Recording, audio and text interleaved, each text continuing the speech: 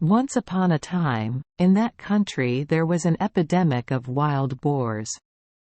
With two long sharp fangs, it bulldozed all the farmers and number 39 fields of crops and rice, and not only that, it also gored many people to death.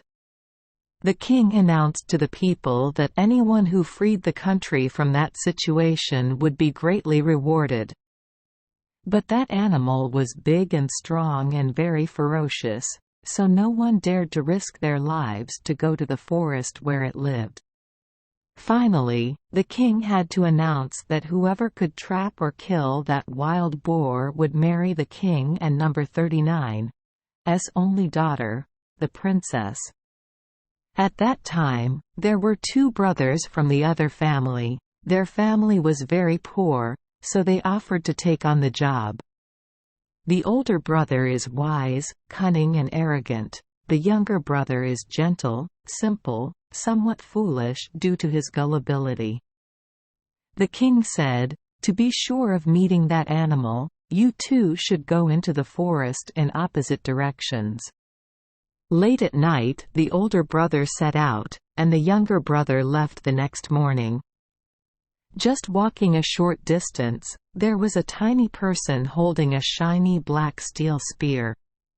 That person walked up to him and said, "I give you this spear because you are a kind and gentle person. With this spear, you can safely rush straight into the fierce beast and stab it. It cannot do anything to you." After thanking the little person, the younger brother carried the spear on his shoulder and continued deeper into the forest. A moment later he saw an animal head straight towards him. He held a spear in his hand and waited. Naturally ferocious, it rushed so hard that the spear pierced the heart to the other side. He lifted the animal onto his shoulder and walked home, intending to bring it to the king. As soon as he reached the other end of the forest, he saw a restaurant right at the entrance of the forest, where people were happily dancing, eating and drinking in a bustling manner. The eldest brother trusted himself to be smart and quick-witted, so he thought that the pig wouldn't and hash 39 run out of the forest. If he saw a shop, he would just go in and do something to calm him down. While eating and drinking, he suddenly saw his younger brother carrying a hunted animal on his shoulders. Jealousy and cruel blood arose, making the older brother unable to sit still. He called out to the door, "Hey, my dear brother, come in here first, take a break and make yourself a glass of wine." The youngest brother did not think about the sinister plans hidden behind that flirtatious invitation. He came in, sat down and told him about the kind little man who gave him the spear to stab the wild boar to death. The eldest brother deliberately offered to keep his younger brother until the evening. It was pitch black before the two brothers set out. When they reached a stream, the eldest brother let the younger brother go first. When they reached the middle of the bridge, the older brother raised his stick and hit the younger brother and number 39's neck, causing him to die and fall into the stream. The eldest brother picked up the body and buried it at the foot of the bridge, carried the wild boar on his shoulder, brought it in and reported to the king, saying that he had killed it himself, hoping that the king would marry the princess.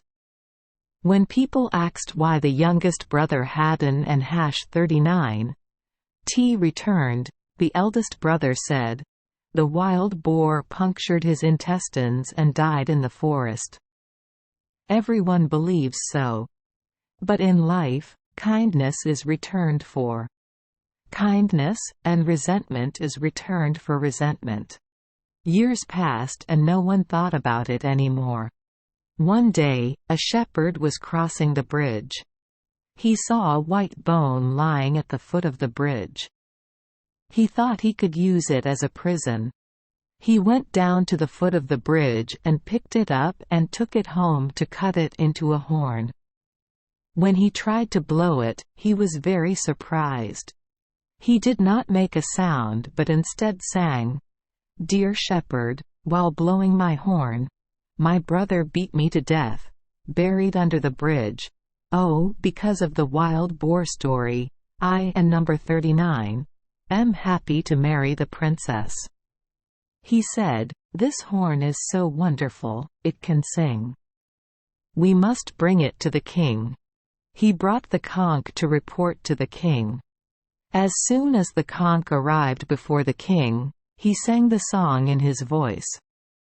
The king immediately understood what the song was referring to and ordered the ground under the bridge to be dug up and found the skeleton of his brother who had been beaten to death. The evil eldest brother could no longer deny it. He was put in a sealed bag and drowned in water to die. The remains of the youngest brother who was killed were brought back and buried in the cemetery, a large and beautiful tomb. Thank you for joining us for today's fairy tale. We hope these stories bring joy and meaning to your day. If you love our channel, please hit the subscribe button so you won't miss any exciting tales. Wishing you a good night and sweet dreams. See you in the next story.